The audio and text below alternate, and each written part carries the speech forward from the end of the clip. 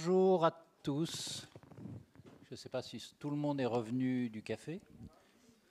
S'il en reste des gens, il faudrait les ramener, les siffler, les ramener. Voilà, nous allons après l'éducation parler d'économie. Et j'espère que nous terminerons un tout peu plus optimiste que la fois précédente.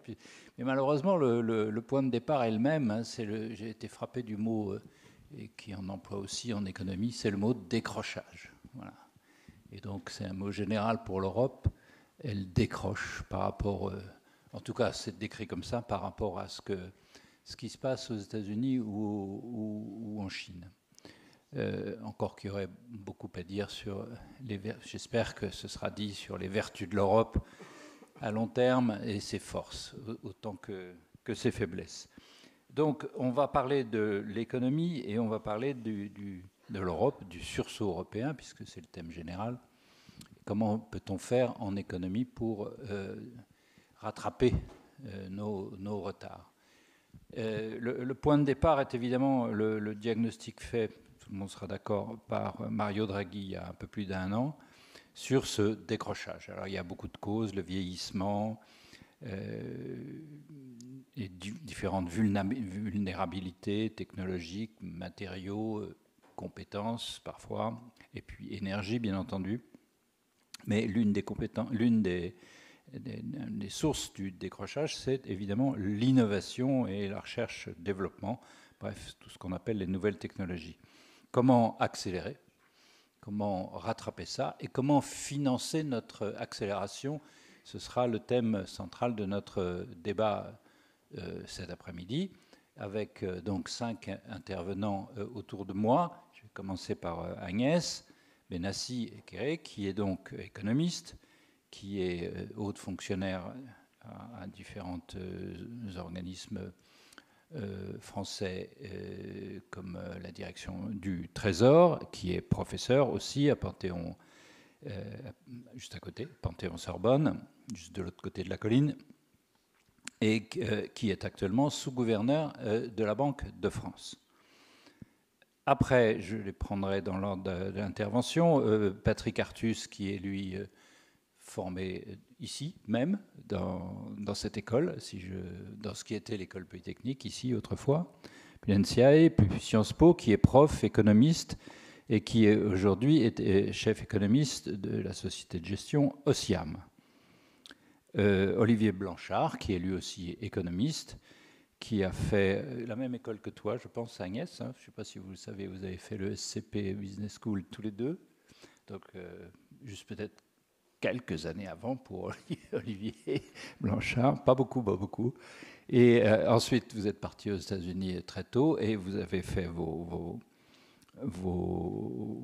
cours au MIT. Vous êtes devenu chef du service économique du FMI à Washington. Vous êtes resté à Washington. Vous êtes président de l'Association des économistes américains. Vous l'êtes encore ou vous l'avez été? Ah, c'est juste pour un an. Vous l'avez été en tout cas. Voilà. Et vous êtes maintenant au Peterson Institute, toujours à Washington. Philippe Michel Labrosse, qui lui a fait Sciences Po, si je me trompe, qui a passé beaucoup de temps, l'essentiel de sa vie dans les assurances, AXA, AGF, Allianz. Un petit passage quand même dans une société de conseil en investissement, et puis un retour comme directeur général de la compagnie d'assurance Abeille Assurance depuis 2021. Philippe Chin, alors vous êtes ingénieur, vous avez fait, on va tomber dans l'économie de produits, dans l'industrie, vous avez fait beaucoup de carrière, toute votre carrière chez les constructeurs automobiles, chez Renault, chez Tesla, chez Audi, toujours pour s'occuper enfin pas toujours, mais essentiellement pour s'occuper d'électrique, des voitures électriques.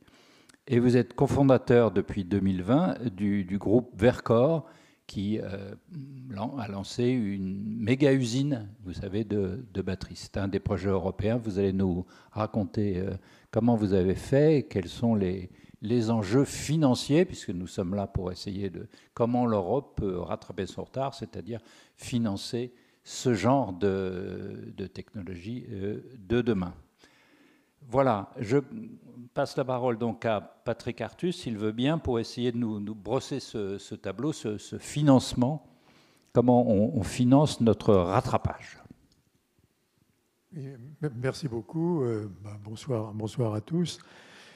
Donc évidemment, on a beaucoup parlé ces 2 jours des besoins considérables de financement de l'économie européenne. Si on suit le rapport Draghi, il faut 800 milliards d'euros de suppléments de financement, d'investissement, hein, entre la transition énergétique, le numérique, la formation. Nous avons écouté ce matin des interventions sur le besoin d'augmentation des dépenses militaires. Et donc, si on fait un rapide calcul, il faut à peu près autour de 5 points de PIB de supplément d'investissement et de dépenses militaires pour l'Union européenne et qui ne sont pas aujourd'hui financés. Donc la question, c'est comment trouve-t-on 5 points de PIB de financement supplémentaire en Europe? Alors, la première question, c'est donc celle de la nature des marchés financiers européens. Ce sont des marchés financiers où il y a un poids des actions des marchés boursiers très faible. Si vous regardez la capitalisation boursière des États-Unis, elle est pratiquement 5 fois supérieure à la capitalisation boursière de l'Europe, en incluant dans l'Europe la Suisse et le Royaume-Uni. Si vous regardez aussi, deuxième caractéristique des marchés financiers européens, ce sont des marchés du capital risque peu développés. Si vous regardez les montants levés en venture capital, hein, donc c'est un sous-segment du private equity, donc c'est le financement des startups et le financement de la croissance. 22 milliards d'euros de fonds levés dans l'Union européenne en 2024, 250 milliards de dollars aux États-Unis. Donc c'est 12 à 1. Et d'où cela vient-il? Nous avions hier déjà une discussion sur le fait que il y a 2 pistes possibles. Hein. C'est la piste de la nature des régulations. Hein, il y a des régulations en Europe qui imposent aux assureurs, aux banques d'avoir beaucoup de fonds propres et donc de limiter leurs investissements à risque. Et puis, il y a une autre piste possible, c'est une aversion pour le risque intrinsèque forte des épargnants européens qui préfèrent investir dans des actifs qui sont investis en dette publique, qui préfèrent mettre leur épargne dans des dépôts bancaires que de mettre leur épargne à risque dans des placements qui financent des investissements plus risqués. Et donc, un vrai débat, je crois, compte tenu de cette situation, c'est, et d'ailleurs c'est une suggestion de Mario Draghi, c'est est-ce que l'Europe aurait avantage à changer son mode de financement de l'économie pour se tourner vers un mode plus semblable au mode américain de financement de l'économie. Alors qu'est-ce que ça entraînerait? Ça entraînerait le développement de fonds de pension. Quand vous regardez les fonds de pension aux États-Unis, on a un encours de 160% du PIB. En Europe, c'est 27% du PIB. Et c'est essentiellement les Pays-Bas, le Danemark, enfin, et la Suède. Et puis, ça entraînerait aussi un passage d'un financement essentiellement bancaire de l'économie européenne par un financement sur les marchés financiers de l'économie européenne. Donc la réflexion qu'il faut avoir, c'est, alors je dis bancaire, mais aussi il faut savoir que 30% du financement des entreprises européennes est fait par le shadow banking, est fait par ce qu'on appelle les NBFI, les non-banking financial institutions. Donc c'est bancaire et par le crédit privé. Alors quels sont... Il y a un vrai débat intéressant entre économistes sur... Est-ce qu'il y aurait un vrai avantage à transformer le financement de l'économie européenne, faire un financement qui utilise beaucoup plus les marchés financiers? Alors, les arguments défavorables, et donc les arguments favorables au statu quo au financement bancaire, c'est que les banques apportent une relation stable avec les emprunteurs, une relation de clientèle, et que si on avait un financement de marché, il serait nécessaire de changer la situation du marché du travail. Vous ne pouvez pas envisager une économie qui se finance sur les marchés financiers et qui reste avec des marchés du travail très rigides. Donc il faudrait abandonner la protection de l'emploi en particulier.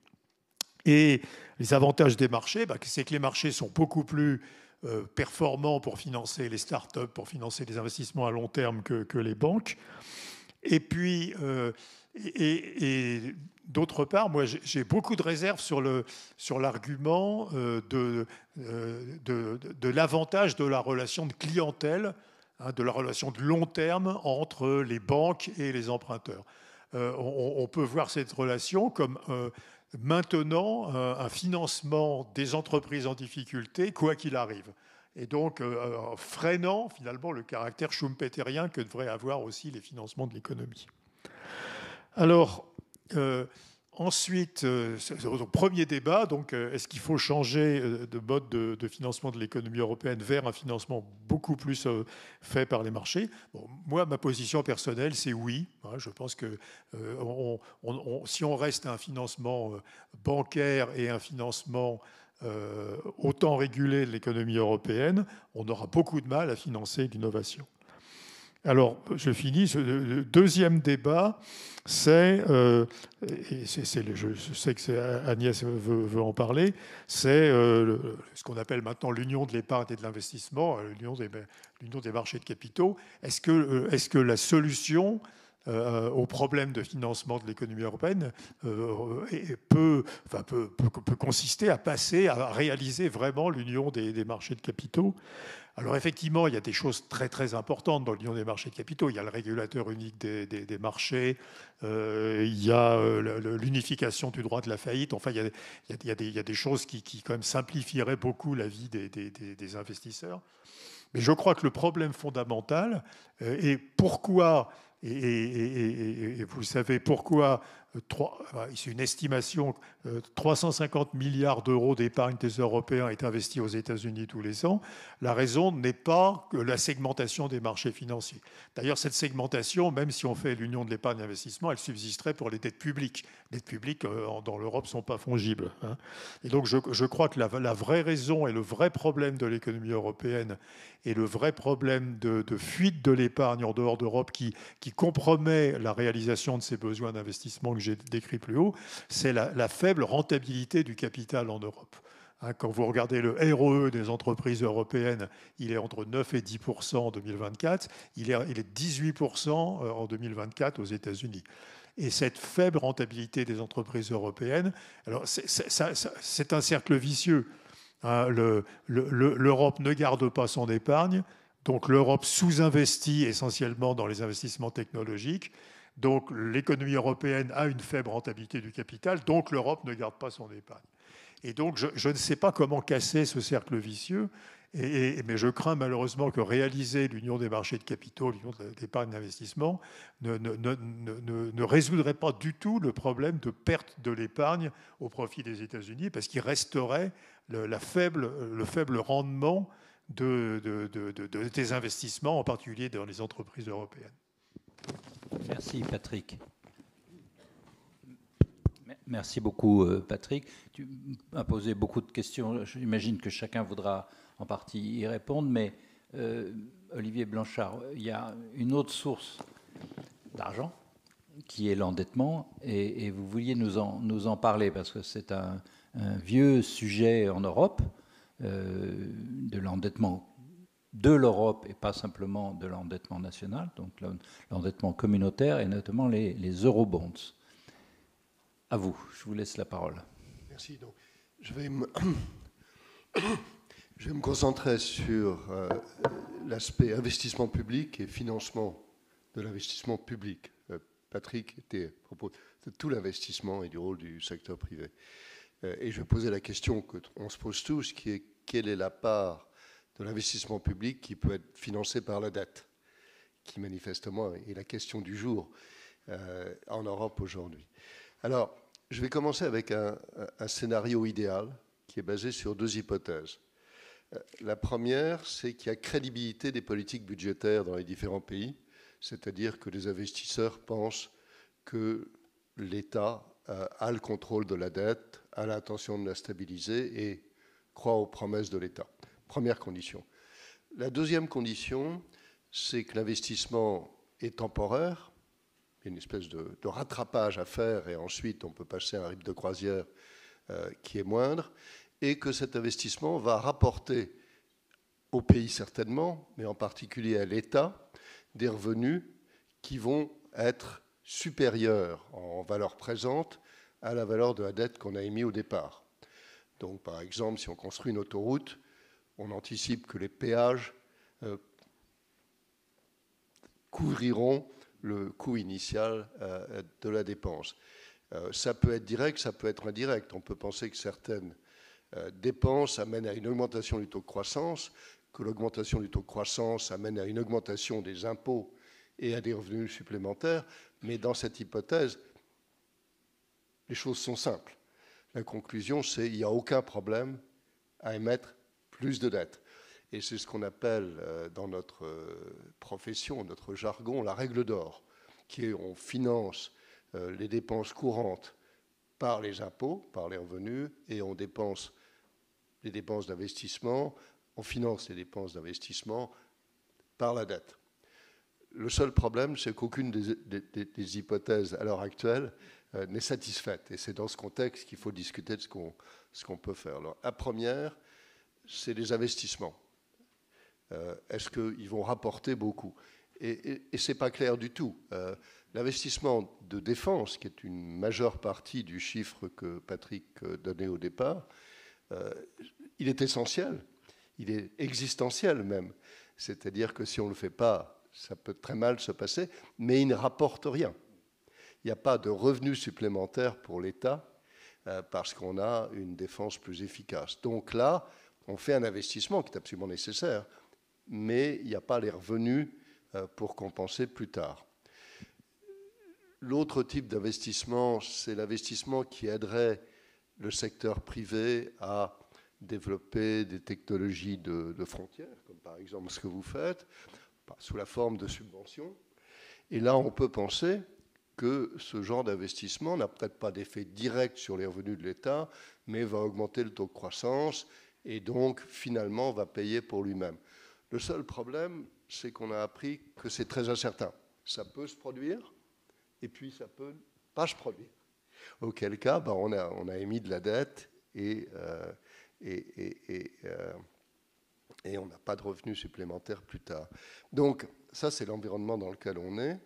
Alors, si je maintiens la deuxième hypothèse, qui est que les gouvernements sont crédibles, en l'absence de cette discussion, ils se comportent bien, à ce moment-là, la solution est probablement de financer une bonne partie de l'investissement public par la dette.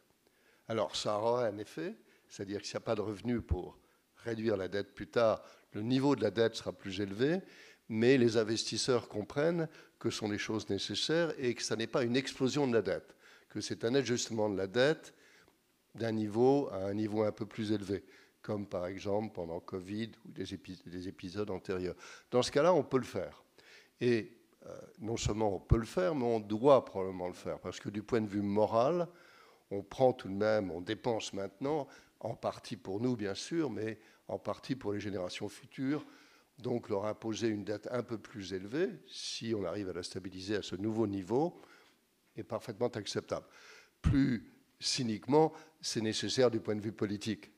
Parce que si aujourd'hui on disait aux gens on va augmenter vos impôts, disons, pour la partie investissement public de 2% du PIB, de la production totale, il y aurait un rejet.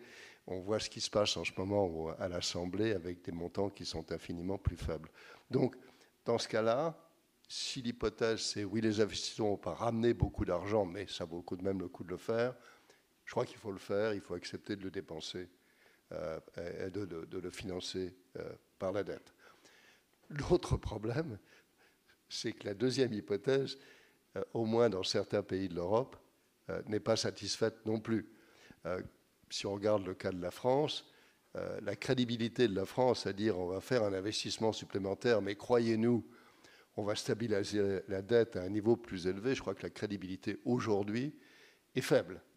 Et si on le faisait, les investisseurs se poseraient des questions sur ils ont perdu le contrôle de la dette indépendamment de ça, pourquoi est-ce qu'on leur ferait confiance? Et donc, il est clair que pour un pays comme la France, et si on était tout seul, on ne pourrait pas s'offrir le luxe de dire on fait une augmentation de la dette pour financer l'investissement, faites-nous confiance. Il y aurait probablement une crise de confiance de la part des investisseurs. La France est probablement le pays pour lequel, à l'heure actuelle en Europe, le problème est plus sérieux. Il est là, en dehors de l'Union européenne, en Angleterre aussi, mais on est tout de même un des pays qui a le plus gros problème de crédibilité aujourd'hui. Il y a un certain nombre de pays qui n'ont pas de problème de crédibilité et qui pourraient le faire. Donc il y a une situation assez hétérogène. Alors, quelle est la solution à ça? Heureusement, je crois qu'il y a une solution. Est-ce qu'elle est vendable politiquement ou pas? C'est de faire les dépenses au niveau européen et d'émettre de la dette européenne. Qu'est-ce que ça implique? Il y a de très bonnes raisons pour vouloir faire ces dépenses au niveau européen. La discussion de l'industrie de la défense, il est clair que c'est quelque chose qui doit être coordonné. Donc Bruxelles doit jouer un rôle majeur, c'est absolument évident. C'est un argument qui n'est pas financier, mais qui est important. Mais là, l'idée, c'est que l'Union européenne émettrait de la dette et il faut qu'elle soit crédible. Donc ça doit venir avec un engagement explicite des différents pays à contribuer au paiement d'intérêts de cette dette dans le futur de manière crédible. Donc peut-être par des lois nationales indiquant qu'une partie, par exemple, des revenus de TVA seront alloués automatiquement au paiement d'intérêts sur la dette européenne. Il faut que ce soit absolument crédible, mais on peut le faire.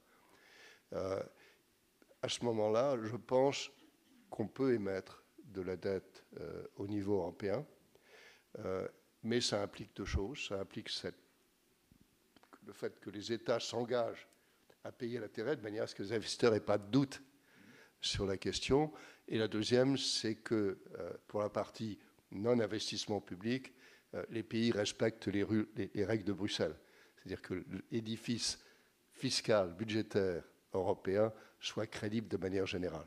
Et à cette marge-là, un certain nombre de pays ont tendance à tricher, et c'est là qu'il est important d'éviter cette triche.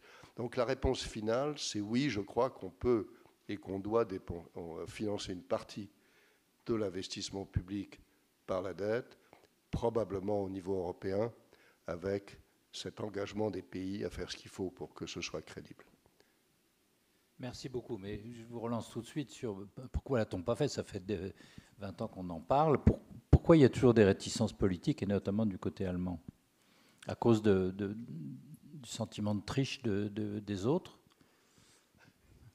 Alors, ce qui est important, en effet, c'est que les États s'engagent de manière crédible à payer les intérêts sur la dette. Ce qui fait qu'il faut que l'Union européenne, comme émettrice de la dette, soit totalement crédible. Donc il faut que les États individuellement s'engagent à faire ce qu'il faut pour payer l'intérêt. Ayant travaillé un peu sur le sujet, je pense que c'est possible de le faire.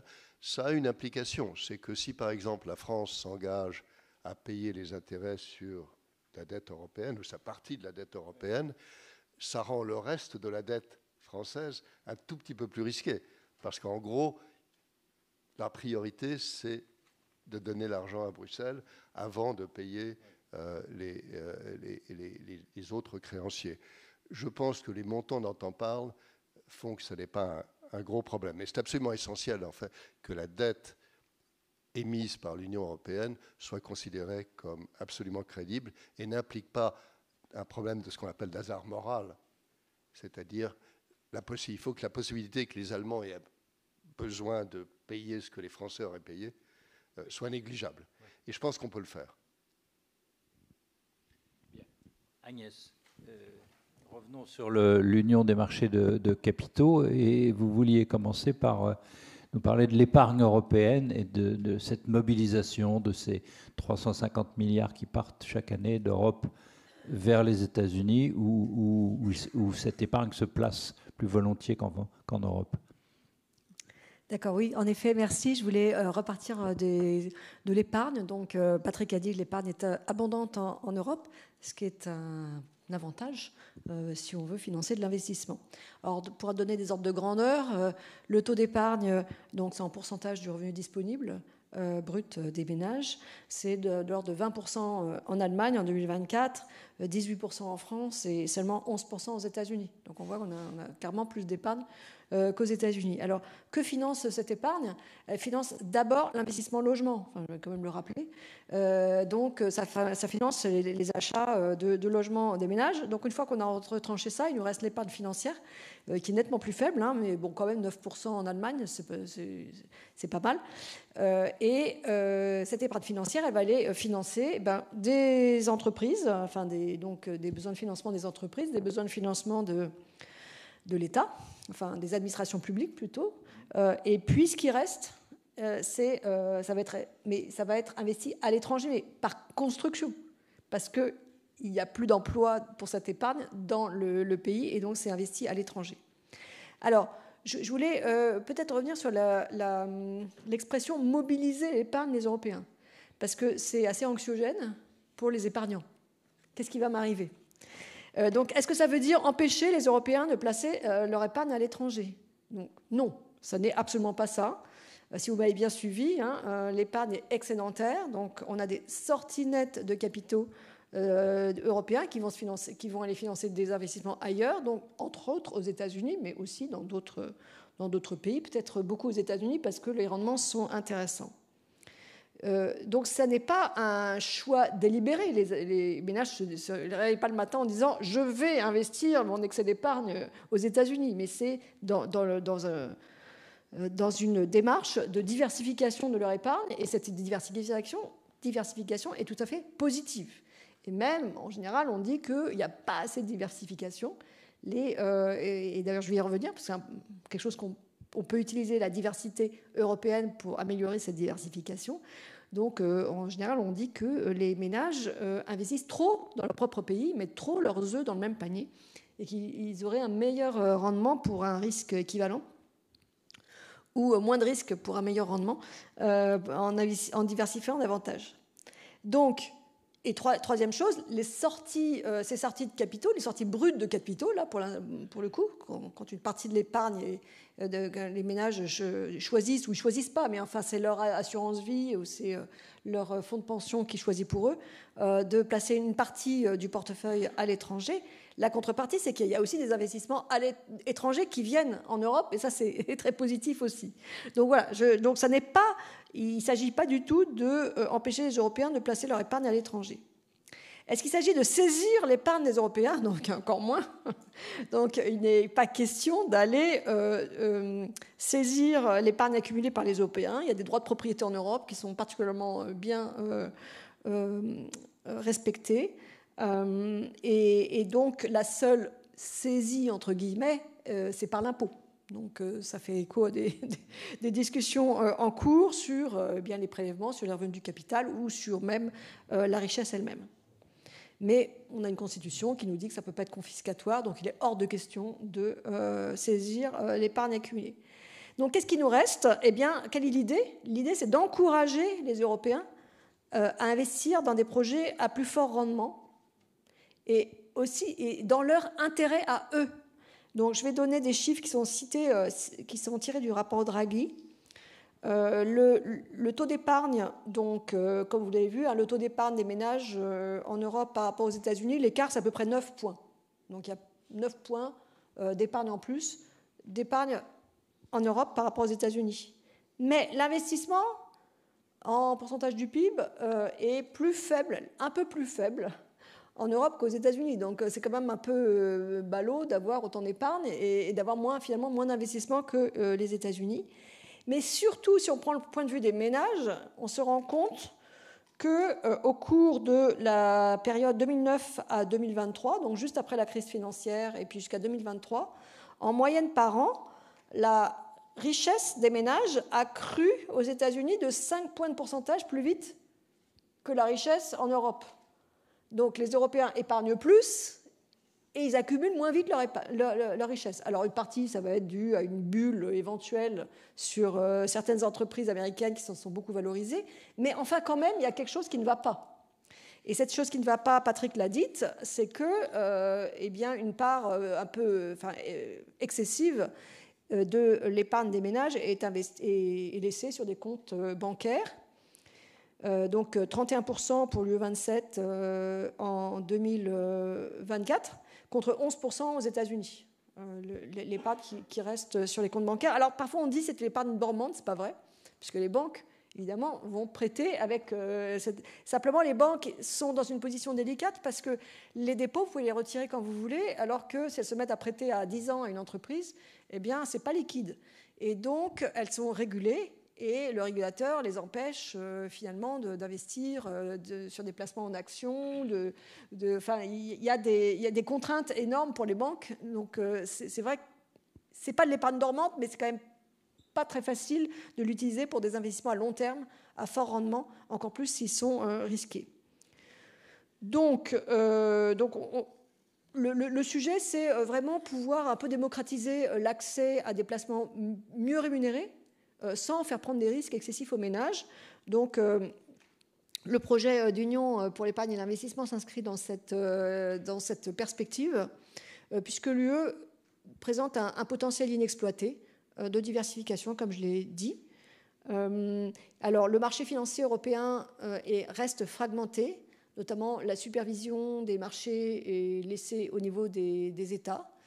Donc, chaque entreprise qui veut émettre des titres ou chaque intermédiaire financier qui veut commercialiser des produits d'épargne doit aller montrer patte blanche auprès de chaque superviseur. Et à la fin, ça fait aussi des coûts d'intermédiation qui sont trop élevés. Les entreprises ont du mal à émettre, soit des capitaux propres, soit de la dette. C'est trop cher, sauf pour les grandes entreprises. Et on voit que les grandes entreprises françaises n'ont aucun mal à émettre de la dette sur les marchés, mais par contre, les PME, les ETI n'en émettent presque pas, ont très peu accès. Donc, le projet d'Union pour l'épargne et l'investissement, alors c'est intéressant parce qu'il a été relancé en 2025. C'est en fait un projet ancien qui date de 2014, qui s'appelait l'Union des marchés de capitaux. Et à l'époque, on sortait de la crise financière mondiale et le sujet, c'était déjà de la diversification, mais c'était plutôt pour stabiliser. C'était de se dire, voilà, je suis épargnant en France, si j'ai diversifié mon portefeuille en ayant investi en Allemagne, en Italie, en Espagne, je serai moins vulnérable s'il y a une crise en France, puisque mon portefeuille investi dans les autres pays continuera à me rapporter. Donc ça, c'est stabilisant. Il y a des études qui montrent qu'aux États-Unis, ce phénomène est très puissant, beaucoup plus puissant encore que le budget fédéral. Donc ça permet de partager, ce qu'on dit, de partager le risque entre les États américains, encore plus que le budget fédéral. Donc l'idée, c'était un peu de répliquer ça. Il y a eu des choses qui ont été faites, mais ça n'a pas été quand même très spectaculaire. Et là, ça a été relancé avec le rapport Draghi en 2024 et le rapport de l'État. Et la Commission européenne a fait des propositions, toute une série de propositions, donc assez générales au départ en mars de cette année, et puis commence à les décliner.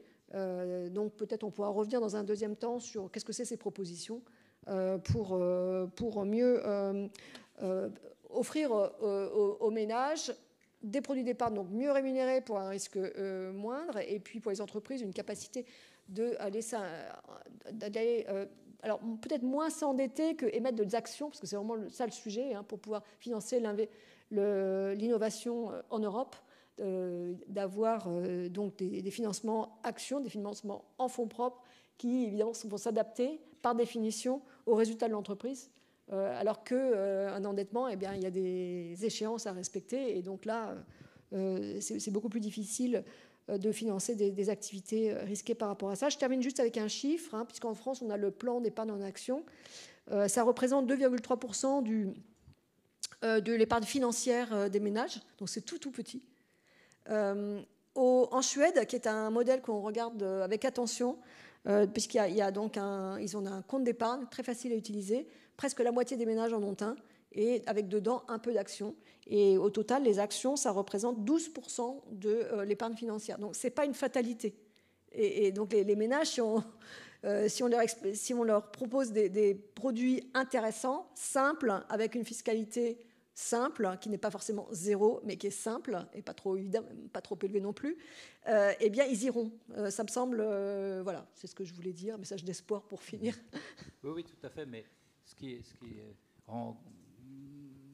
peut pose question dans votre propos, c'est qu'au fond, entre l'épargne et l'investissement, vieux problème des économistes, mais c'est l'œuf et la poule. Est-ce que vous êtes plutôt tenté de penser que c'est faute d'investissement, l'épargne est là en fait, on pourrait la mobiliser, mais qu'il faudrait trouver des investissements rentables, attirants, et ensuite un peu changer le mécanisme pour qu'on passe de l'un à l'autre sans trop de pertes. C'est ce qui est, alors qu'aujourd'hui c'est fragmenté, etc. Mais en somme, le vrai problème, c'est plus l'investissement que l'épargne. Alors non, c'est un équilibre. Donc mon point, c'est si les coûts du système qui fait correspondre de l'épargne et de l'investissement, si les coûts entre les deux diminuent, c'est un gain qui va être partagé entre les épargnants qui sont mieux rémunérés et les entreprises qui pourront plus facilement accéder à ce pool d'épargne. Donc c'est vraiment un partage. Après, le partage se fait par le marché. Hein. C'est pas le ministère des Finances qui va décider qui va récupérer le gain. Bien, tout ça aussi pose beaucoup de questions. Venons-en à une catégorie particulière d'acteurs financiers, les assurances. Elles, vous êtes contraintes, Patrick l'a dit dès le départ, de ne pas trop prendre de risques. On vous a même enlevé le droit à un moment d'acheter des actions parce que c'était trop dangereux. Donc comment vous voyez, vous, ce débat sur la relance, les réformes qu'il faut faire sur les marchés de capitaux pour que ça s'oriente plus vers l'investissement et vers le risque? Bien, merci. D'abord, je voudrais peut-être mettre un petit coin de ciel bleu dans tous ces constats, dans tous ces propos. Je partage largement l'analyse de Patrick Artus. Effectivement, besoin de financement. On a un modèle, c'est bien expliqué dans le rapport Draghi, entre un financement par le crédit bancaire côté Europe versus marché de capitaux de l'autre côté. Et puis, ce que vous disiez, madame, on a quand même une spécificité en fait en Europe. C'est un taux d'épargne qui est impressionnant, et particulièrement en France. En France, on va terminer l'année à 19% en fait, de taux d'épargne des ménages. Et quand on regarde aujourd'hui le marché de l'assurance français, qui est d'ailleurs le premier en Europe, qui est le 5e mondial, le marché de l'assurance français, c'est aujourd'hui des investissements qui sont à 80% dans la zone euro aujourd'hui. Et on ne peut pas simplement réduire l'investissement dans l'entreprise, dans les actions, au seul plan d'épargne en actions. Aujourd'hui, la composante assurance-vie française notamment, l'assurance en France, c'est 2600 milliards d'euros. L'assurance-vie, c'est plus de 2000 milliards d'euros. Rapporté au PIB, c'est plus de 80%, très largement. Et aujourd'hui, à 65%, c'est investi dans les entreprises, dans l'économie. C'est 25% en actions, c'est 35% en obligations d'entreprise, c'est 5% dans l'immobilier. Donc la première bonne nouvelle, c'est qu'on a un taux d'épargne qui est très important en Europe et en France en particulier. La deuxième bonne nouvelle, c'est peut-être qu'entre le financement bancaire et les marchés de capitaux, et j'ai bien retenu l'expression de Patrick Artus qui dit le problème c'est de trouver un financement stable, parce que si on n'a pas de financement stable, on a forcément des marchés de l'emploi, du travail instables, plus de flexibilité. Ben, peut-être que la chance, ce sont nos systèmes d'épargne, des systèmes d'épargne à la française, où on a la possibilité en fait d'investir dans les entreprises, peut-être plus indirectement que par le plan d'épargne en action, et de le faire au travers d'instruments qui sont des instruments de long terme. L'assurance vie en est un. Et on voit bien qu'aujourd'hui, cette assurance vie, cette épargne canalisée en fait vers les entreprises est parfaitement compatible en fait avec un financement stable de l'économie. Donc moi, je vois à tout ça beaucoup d'espoir. Je pense que la réponse n'est pas exclusivement dans le marché unifié des capitaux, loin s'en faut. Je pense que la réponse, elle est aussi dans la volonté, dans le bon sens, dans la cohérence à mettre dans les travaux réglementaires européens. Premier exemple, évidemment, nous pouvons être fiers de l'industrie d'assurance, j'en suis un modeste représentant en France. Nous opérons en fait dans un cadre que vous évoquiez qui est Solvabilité 2, et donc où on pénalise totalement les investissements productifs. C'est-à-dire qu'aujourd'hui, les politiques d'investissement sont traitées prudentiellement pour les compagnies d'assurance avec l'analyse simplement du risque qui est porté.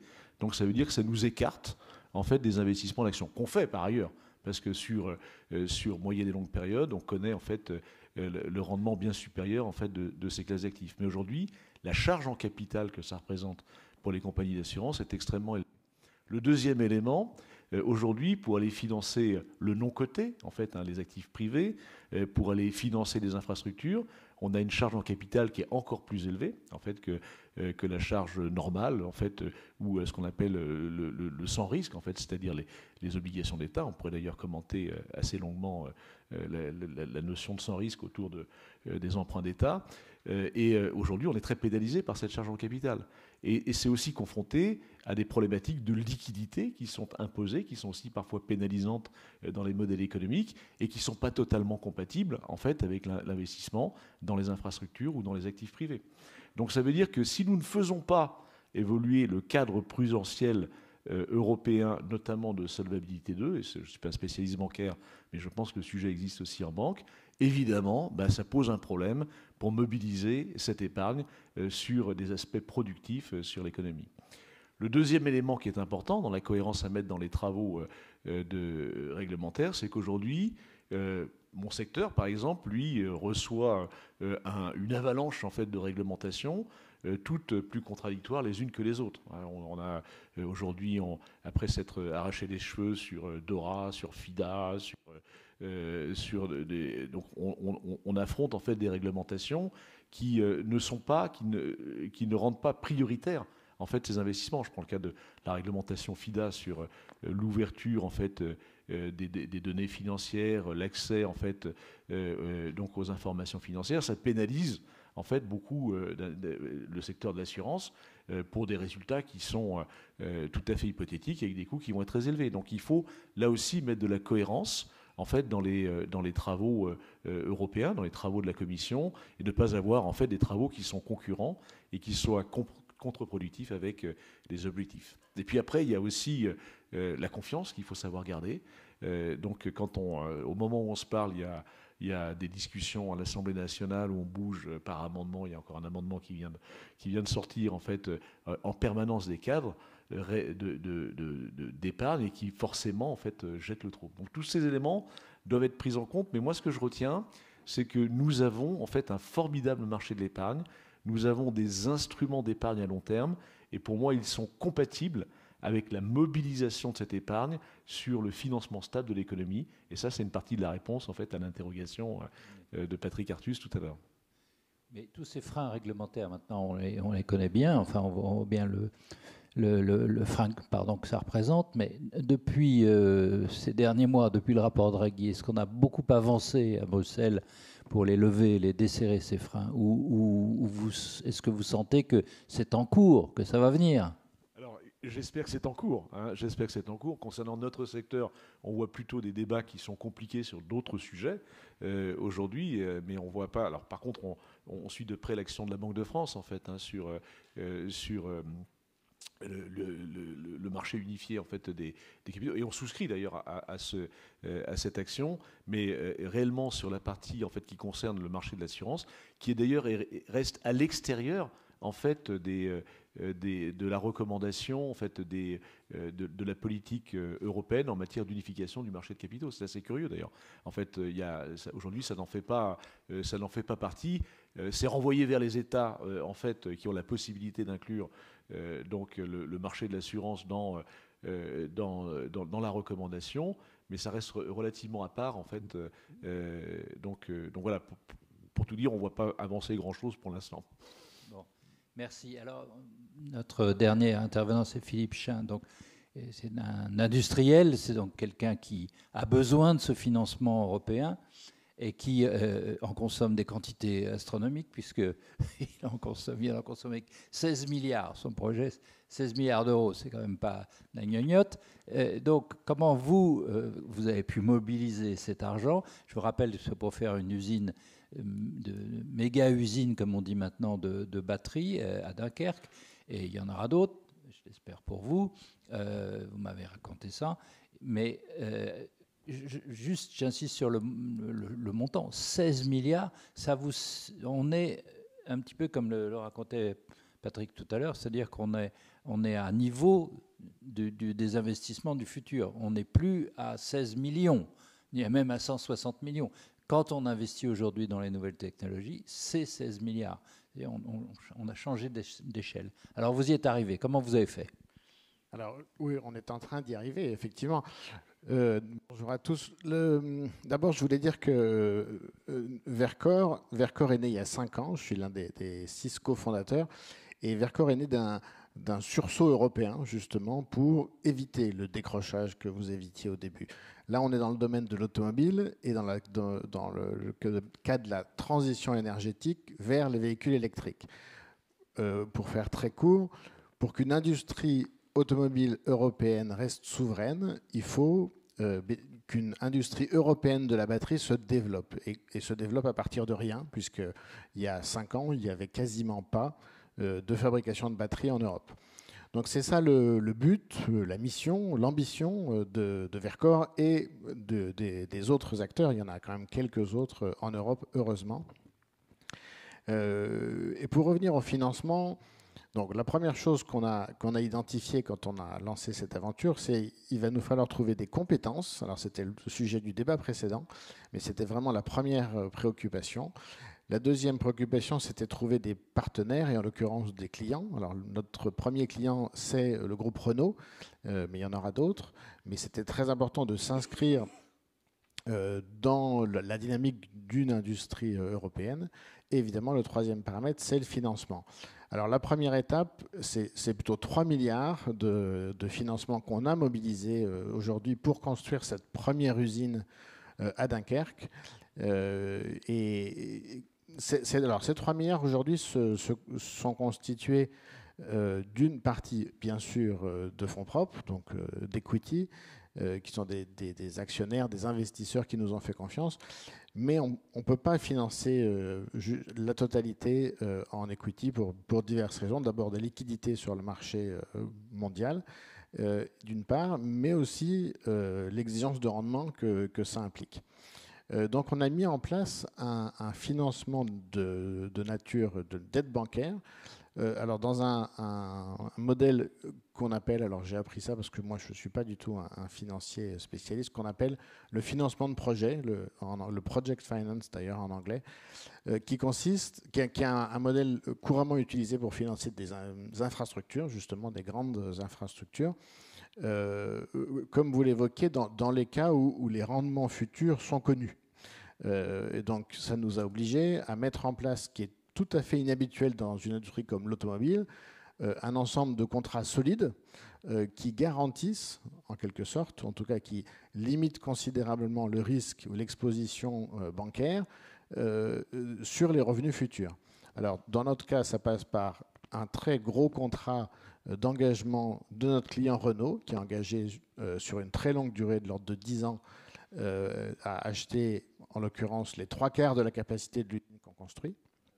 Et puis toute une série d'autres contrats, évidemment les contrats de construction de l'usine, les contrats d'approvisionnement des machines, les contrats d'approvisionnement des matières premières sur le long terme, etc. Donc ça, c'est un cadre de fonctionnement et de financement alors qui n'est pas usuel dans une industrie comme l'automobile, mais qu'il a fallu qu'on apporte et qu'on mette en place justement avec ses partenaires industriels. Et puis, surtout, de façon très importante, il y a un soutien public qui prend la forme de subventions qui sont massives. Sur les 3 milliards que j'ai cités, il y a plus de 650 millions de subventions de l'État français, mais aussi de la région Hauts-de-France, même de la communauté urbaine de Dunkerque et d'autres acteurs publics.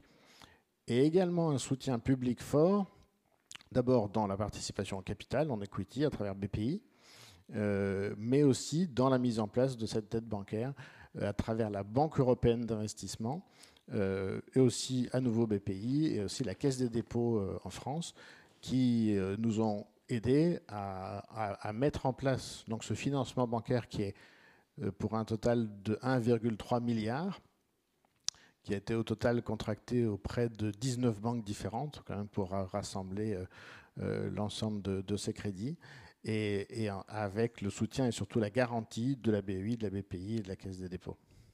Voilà, merci. Pour que vous donniez un peu les ordres de grandeur, aujourd'hui, le marché de la voiture électrique, en gros, je ne sais pas quel est le pourcentage, mais les batteries sont chinoises à une immense majorité. Si on veut que les Européens reconquièrent ce marché à l'horizon de 15 ans, combien d'usines comme la vôtre faudra-t-il et combien ça va coûter? Quel est le coût global de cet investissement qu'il faudra faire? Alors, quelques chiffres.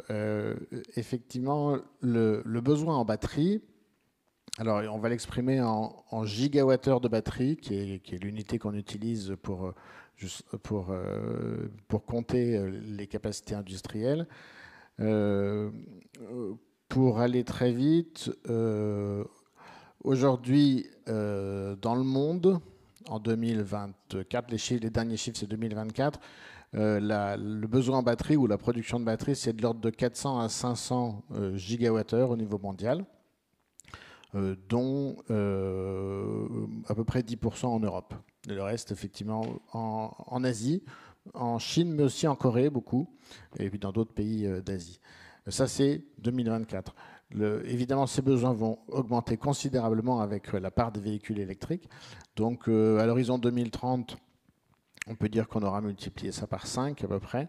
Et on aura besoin en Europe de l'ordre de 500 à 700 gigawattheures de capacité en Europe. Nous, la première usine, la Gigafactory qu'on construit à Dunkerque, sa capacité, c'est 16 gigawattheures. Donc les 3 milliards que j'ai cités, ça nous permet de financer 16 gigawattheures. Ça donne une idée pour aller à 500 ou 700 gigawattheures de ce qu'il va falloir investir. On l'espère. On l'espère. Non, effectivement, dans ces premiers milliards de financement, il y a aussi le coût de la création des entreprises, de la création des écosystèmes.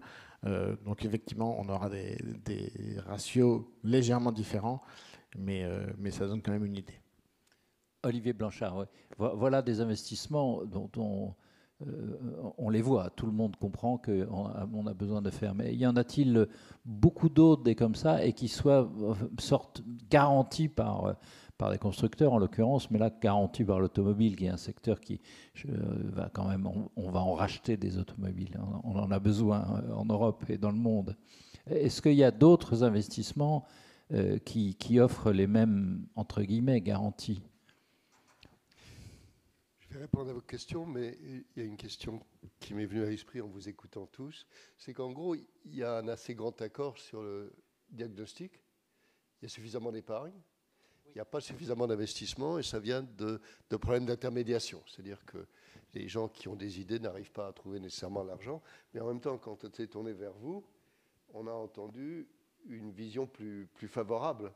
Il m'a semblé que vous disiez, en gros, la raison pour laquelle je ne peux pas vraiment faire du capital risque, c'est une régulation, c'est une lourdeur de régulation suffisante. Donc, et vous, je vous ai entendu en disant, finalement, j'ai trouvé l'argent en trouvant l'accord de Renault.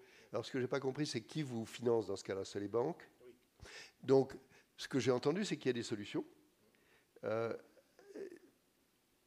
Ma question, si je peux me permettre, c'est est-ce que s'il y avait la régulation dont vous pensez qu'elle est raisonnable, par opposition à excessive, est-ce que vous pourriez, vous, les assurances, faire du capital risque comme les Américains le font? Et finalement, ce que vous avez dit, vous, c'est finalement les banques peuvent faire du capital risque à condition d'avoir peut-être plus d'engagement de l'entreprise à qui on donne. C'est ma question. Je réponds ensuite à votre question. Ce qui m'a ennuyé dans le rapport Draghi, que je trouve remarquable et très utile, c'est la notion qu'il faut être partout à la frontière. Et je crois que c'est totalement impossible pour l'Europe, à la fois conceptuellement, financièrement. Je crois qu'il faut choisir un certain nombre de domaines, donc par exemple celui-là, où on peut être à la frontière. De manière générale, c'est très attirant de penser que le problème de l'Europe, c'est qu'on n'est pas à la frontière et qu'il faut travailler là. De fait, la plupart des pays du monde ne sont pas à la frontière et ils s'en sortent pas mal. Donc il y a le danger que penser à qu'est-ce qu'on peut faire d'autre comme investissement de pointe, empêche de réfléchir à d'autres problèmes que Patrick a évoqués, qui est le marché du travail, l'éducation dans la session précédente, etc. Donc, voyant ce qu'on a, je suis absolument prêt à financer Philippe. Je ne peux pas faire grand-chose. Mais je crois qu'il faut choisir un certain nombre. Il coûte cher. Hein. Il coûte cher. Il faut choisir un certain nombre de domaines où il semble qu'on ait un avantage. Et il y en a d'autres, probablement en biologie. Il y a des domaines où la recherche européenne est tout à fait remarquable. Mais on ne peut pas espérer couvrir tout. Patrick, moi, je voulais répondre sur le financement par les banques. Donc, ce que j'ai dit, c'est que oui, on a réussi, mais on a dû pour ça importer un modèle de financement qui n'est pas celui de l'industrie et qui vient avec un certain nombre de contraintes. Donc aujourd'hui, on est dans un cadre de financement qui nous contraint et on évolue dans un marché extrêmement concurrentiel. Donc on sait que nos concurrents chinois n'évoluent pas dans ce même tissu de contraintes. Donc c'était très utile et c'est très utile pour faire démarrer une industrie comme ça, mais on aura besoin de beaucoup plus d'investissement et de risques en fait. Voilà, pour continuer. Je vais être très bref, hein, mais comme je vais mettre de côté le vocable capital risque pour pas qu'il fasse trop peur en fait, mais j'appelle investissement dans l'économie productive, dans les entreprises, dans les infrastructures, dans les actifs privés. La réponse est oui. La réponse est oui si on sait développer en fait et protéger nos cadres d'épargne longue, et aujourd'hui on voit bien qu'on est sur des marchés d'épargne, qu'on sait bien les orienter, la réponse est oui, et si on ne leur met pas en fait des semelles de plomb prudentielles, sans pour autant évidemment faire disparaître ces cadres prudentiels qui sont fondamentaux. Hein. Je veux dire, il ne s'agit pas en fait de la réglementation Solvabilité 2 a énormément d'aspects très positifs, mais la façon dont elle traite aujourd'hui l'investissement uniquement par les risques est aujourd'hui contre-productif par rapport au financement de l'économie. Donc la réponse est oui. Ce n'est pas évidemment pas la seule réponse au problème de financement. Et parmi nos actionnaires, on a aujourd'hui un fonds qui s'appelle le FSP, le Fonds stratégique de participation, qui est abondé par les assureurs. Et on a même un assureur qui est en l'occurrence le Crédit Agricole Assurance. Ah oui, d'accord. Agnès, tu veux... Oui, parce qu'il y a quand même l'éléphant dans la pièce, qui est l'absence de fonds de pension dans la plupart des pays européens. Il n'y en a que quelques-uns, il y en a un très gros, il y en a de très gros aux Pays-Bas. Je pense que la différence entre les fonds de pension et les assureurs, surtout les assureurs vie, c'est que l'horizon est connu statistiquement, alors que pour les assureurs, même si de facto c'est de l'épargne longue, l'horizon n'est pas connu. Alors vous allez me répondre, mais oui, mais on a beaucoup développé les unités de compte où l'épargnant est celui qui prend le risque. Donc on est d'accord. Mais la régulation est faite pour protéger l'épargnant, pour éviter que son épargne ne soit balayée par une crise de l'institution où il l'a placée. Donc on ne peut pas reprocher au régulateur d'avoir une approche par les risques. Le régulateur ne fait pas de politique industrielle. Donc l'approche qui est suivie en ce moment au niveau européen, c'est la simplification, puisque probablement qu'à ISO-risque, on pourrait faire mieux en termes d'avoir une régulation plus simple et plus pro-investissement. Donc ça a été quand même bien, je crois, identifié pour l'assurance. Ça a été aussi identifié pour la titrisation, qui est quelque chose qui a quasiment disparu en Europe suite à la crise financière. Mais en fait, on a jeté le bébé avec l'eau du bain. La titrisation a des vertus lorsque elle est bien encadrée. Et du coup, on a mis tellement de contraintes que, en fait, c'est très difficile. Et donc là, il y a des propositions en ce moment qui sont discutées pour la rendre plus, carrossable pour les banques, qu'elles puissent. Donc la titrisation, ça consiste à prendre des paquets de créances bancaires qui peuvent être des prêts immobiliers, par exemple, et d'en faire des paquets qu'on revend sur le marché, soit tels quels, soit en général en mettant des tranches selon le niveau de risque que l'appétit pour le risque que le marché. Et donc après, par exemple, les assureurs peuvent en acheter en fonction de leur appétit pour le risque. Ils vont prendre des tranches seniors très peu risquées, mezzanines un peu plus risquées, ou des tranches juniors plus risquées. Et ça permet aux banques de démultiplier leur force de frappe en termes pour financer des gros projets, justement. Donc ça, c'est quelque chose qu'on a vraiment essayé de relancer, à la fois peut-être justement en ayant une vraie approche par les risques, c'est-à-dire, par exemple, aujourd'hui, les tranches seniors ont le même... il y a la même régulation pour les tranches seniors que pour les tranches plus risquées, ce qui ne correspond pas à l'approche par les risques, puisqu'elles sont moins risquées.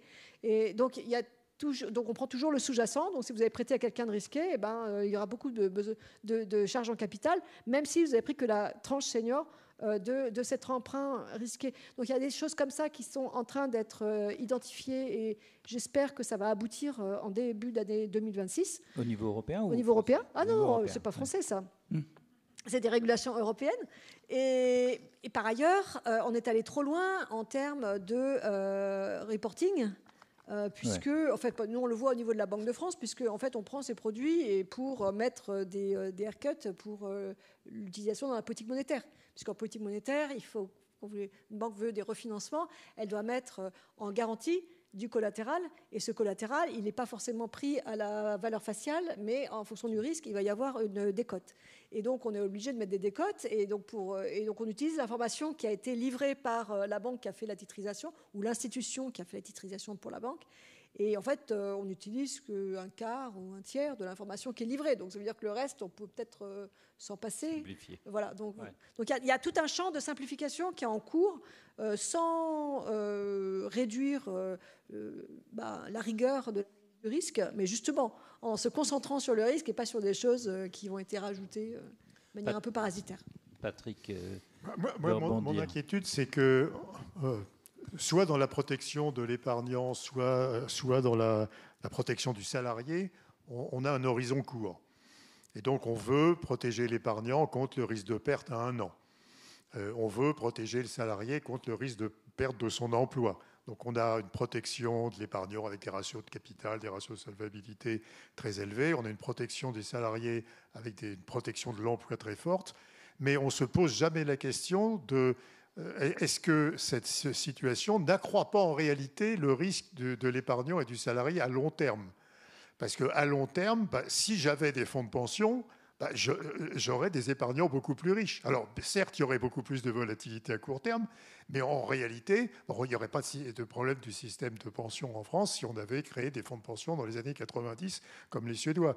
Et si on avait une régulation financière qui permette d'avoir beaucoup plus d'actifs risqués, à long terme, l'épargnant s'y retrouverait. C'est la même chose que sur la protection de l'emploi.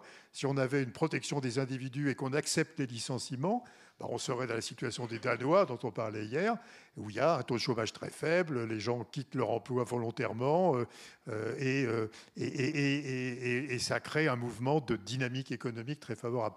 Donc je crois que toutes les régulations ont un biais d'efficacité à court terme et sont très inefficaces dans une perspective de long terme.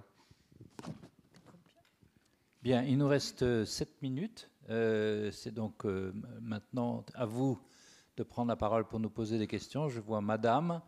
Et s'il y a d'autres questions, vous vous leverez gentiment. Est-ce que je peux poser des questions? Vas-y, le temps que le micro arrive.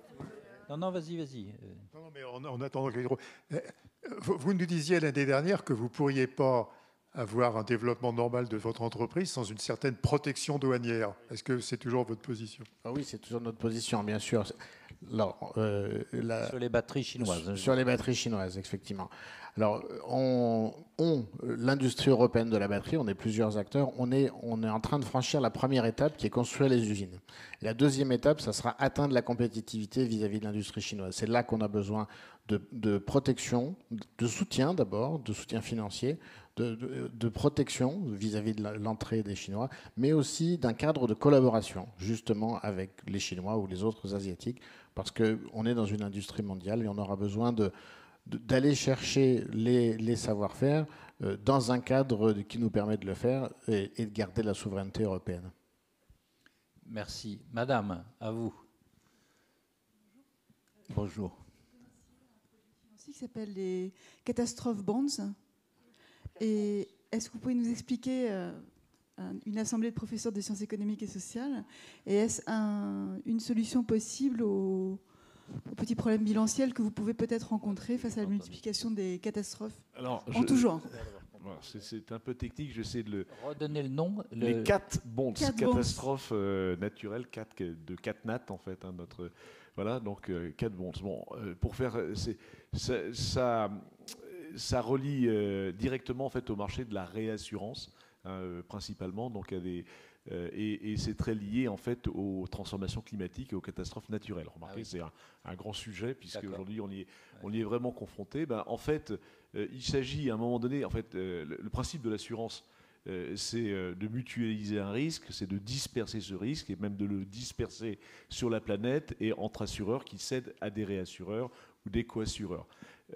Un autre moyen de le faire, c'est d'avoir recours au marché.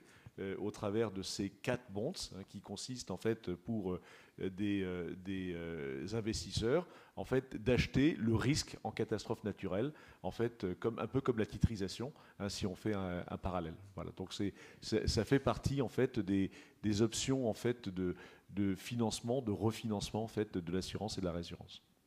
Il faut peut-être préciser qu'en France, on a un système de partenariat public-privé avec la Caisse centrale de réassurance. Qui est exemplaire. Et donc, c'est vrai. Et alors, c'est vrai que c'est assez rare que quelque chose de français soit considéré comme un modèle au niveau mondial. Mais là, on suscite beaucoup d'admiration d'avoir un système. Donc, c'est une surprime sur chaque contrat d'assurance, habitation ou auto qui permet à l'assureur d'être réassuré par la Caisse centrale de réassurance. Donc ça veut dire que si votre commune est déclarée catastrophe naturelle, eh bien l'assureur pourra être refinancé par la Caisse centrale de réassurance. Donc il n'y a pas forcément un énorme marché pour je peux me tromper, mais pour les 4 bonds en France. Par contre, il y en a dans d'autres pays. Et par ailleurs, ça dépasse en coût. Au 1er janvier 2025, je crois, la surcote est passée de 12% à 20%. En raison de la multiplication des catastrophes naturelles. Donc j'en profite pour quand même dire que voilà, l'augmentation du... C'est aussi en partie pour le financement des catastrophes naturelles. Oui, c'est ça. C'est parce qu'il y a plus de catastrophes que la Caisse centrale de réassurance est obligée d'augmenter ses tarifs. Est-ce qu'il y a une autre question? Je ne vois pas. Ah oui, c'est vrai, j'ai oublié. Ah ouais, alors, c'est pas très facile à lire. Alors, et si les fonds de pension font faillite, que se passe-t-il, Patrick, pour toi? Bon,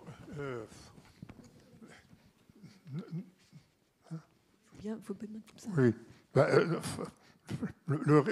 Un fonds de pension, normalement, ne fait pas faillite. On peut avoir une grosse perte en capital, c'est dans un recul du marché des actions, quoi. Mais le risque, c'est effectivement que si ça se produit, qu'il y ait un run, c'est-à-dire que les gens viennent retirer massivement leurs avoirs dans les fonds de pension. Bon, mais on sait que le marché des actions a beaucoup de volatilité, hein, a des creux, mais normalement, dans le long terme, depuis la Seconde Guerre mondiale, hein, il a toujours progressé en moyenne. C'est-à-dire, si on prend la moyenne du rendement des actions sur 10 ans, 15 ans, 20 ans, il est très supérieur au rendement des obligations. Donc, normalement, on ne doit pas avoir d'incitation à courir chez son fonds de pension et à retirer son argent. Et puis, en plus, il y a des clauses aussi qui permettent de verrouiller les fonds de pension au cas où ça se produirait. C'est-à-dire les gens ne seraient pas autorisés à retirer leur argent. Donc, je voulais juste mentionner qu'il y a 2 sortes de fonds de pension, ceux à contribution définie et ceux à bénéfice défini. Oui. Prestation définie, merci. À prestation définie. Et la plupart des fonds de pension dans le monde sont en train de basculer de l'un vers l'autre. On comprend à peu près pourquoi. Parce que le fonds de pension qui a donc promis des prestations c'est là qu'il pourrait se trouver en difficulté pour les servir, alors que s'il n'a rien promis du tout, c'est des contributions définies, et bien à ce moment-là, la pension va dépendre de l'état des marchés au moment où la personne prend sa retraite. Alors, ceci dit, c'est beaucoup moins risqué que ce qu'on pourrait croire, puisque les gestionnaires de ces fonds de pension font en sorte que quand une personne s'approche de l'âge probable de sa retraite, eh bien, il aura de moins en moins des actions. Donc, il ne faut pas penser les fonds de pension comme des hedge funds. Ce n'est pas du tout ça. Ils sont très prudents. Ils prennent une part, en effet, ils veulent survivre. De leur investissement pour produire un rendement, ce qu'on disait tout à l'heure, pour produire un rendement, mais ils diversifient énormément. Et puis, notamment, ils augmentent la part des investissements non risqués à mesure que la population qu'ils ont vieillit. C'est d'ailleurs assez bizarre, parce qu'on observe dans tous les pays que la détention d'actions est d'autant plus élevée que l'âge est élevé. Donc, contrairement à une idée, il n'y a pas du tout de cycle de vie sur la détention d'actions. Plus je suis vieux, plus j'ai d'actions. Et donc, en réalité,